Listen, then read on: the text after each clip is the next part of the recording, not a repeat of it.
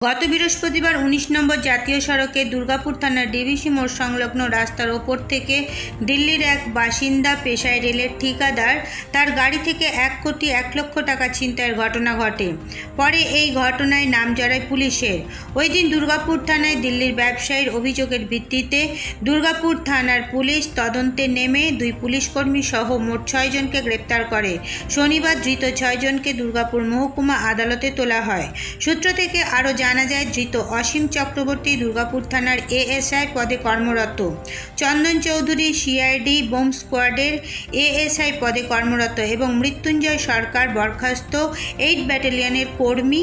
আর বাকি 3 জন সুরজ কুমার শর্মা দুর্গাপুরের রানা প্রতাপের আশিস মার্কেটের বাসিন্দা, আর মনোজ কুমার সিংহ উত্তরপ্রদেশের মোহনপুরের বাসিন্দা ও সুরজ কুমার রাম দুর্গাপুরের ধান্ডাবাদের বাসিন্দা।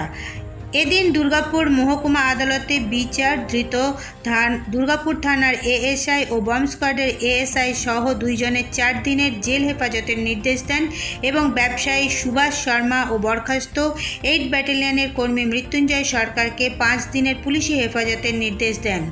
আর কারা এই ঘটনার সঙ্গে যুক্ত আছে তাদের খোঁজে তল্লাশি চলছে। তবে এই ঘটনা প্রকাশ্যে আসতেই শুরু হয়েছে বিরোধীদের দলের লোকেদের পুলিশ প্রশাসনকে নিয়ে কটাক্ষ। তবে তৃণমূলের নেতৃত্বের দাবি, এই সরকারের সময় সমস্ত ঘটনার বিচার পাওয়া যায়।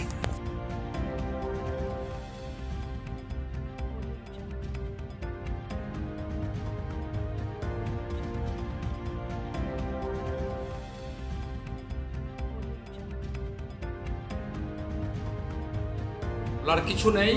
আমরা বারবার আগেও বলেছি যে তৃণমূলের যে দলদাস পুলিশ, বাংলার পুলিশ, পুলিশ মানেই চোর, পুলিশ মানেই তোলাবাজ, পুলিশ মানেই গুন্ডা।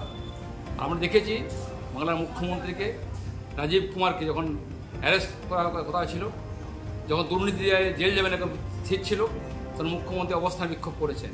সেখান থেকে বোঝা যায় যে চোরেদের রানী মুখ্যমন্ত্রী আর পুলিশদের রানী মুখ্যমন্ত্রী।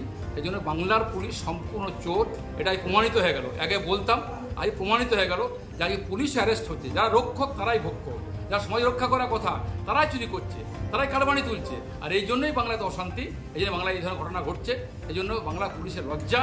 আর এই যে শিক্ষায় যে মুখ্যমন্ত্রী নেয়, আগামী দিনে মনে হয় বাংলা কিছু ভালো হবে। বলার কিছু নেই।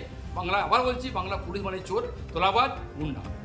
কে তোলাবাজ আর তৃণমূলের দলদাস বলে আরজিকর কাণ্ডে পুলিশের গায়ে কালি লেপা পরে তো আসানসোল দুর্গাপুর পুলিশ কমিশনার নতুন রূপ দেখছি।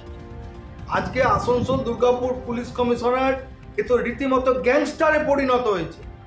2 জন পুলিশ কর্মী, তার মধ্যে একজন পুলিশ কর্মী তিনি সাসপেন্ডেড, একজন সিআইডির অ্যাসিস্ট্যান্ট সাব ইন্সপেক্টর বোম স্কোয়াডের, তারাই ঘটনায় যুক্ত। মানুষ কার প্রতি ভরসা করবে? মানুষ যাদের উপরে সুরক্ষার দায়িত্ব দিয়েছে, আজকে সেই রক্ষকই দেখা যাচ্ছে ভক্ষকের ভূমিকায়।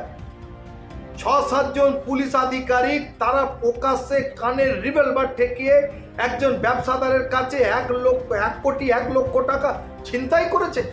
এই পুলিশের প্রতি মানুষ আশা ভরসা রাখবে? আমরা অবিলম্বে চাইব, অবিলম্বে এই 6 জন পুলিশ কর্মীকে অ্যারেস্ট করে যত শীঘ্রই সম্ভব তাদের দৃষ্টান্তমূলক শাস্তি দিতে হবে। মানুষের আশা ভরসা যদি ফিরিয়ে আনতে হয় পুলিশের প্রতি, তবে অবিলম্বে এই কালপিটগুলোকে জেলের কারাগারে নিক্ষেপ করে তাদের দৃষ্টান্তমূলক শাস্তি দিতে হবে। বাংলায় আইনের শাসন আছে, তারা আবার প্রমাণ করলো। কোনো ভারতবর্ষে কোনো রাজ্যে নেই। যদি কেউ চুরি করে পুলিশই তাদেরকে অ্যারেস্ট করে, তাদেরকে কোর্টে তোলে, এটা একমাত্র বাংলার মাটিতে প্রমাণ দিল। বাংলার বিরোধীরা সেই বাংলা সিনেমা বা হিন্দি সিনেমার ভিলেনের রোলই করছে। আগামী দিনে ওনারা যে ক্ষমতায় আসবেন সেরকম কোনো মানবিকতা নাই।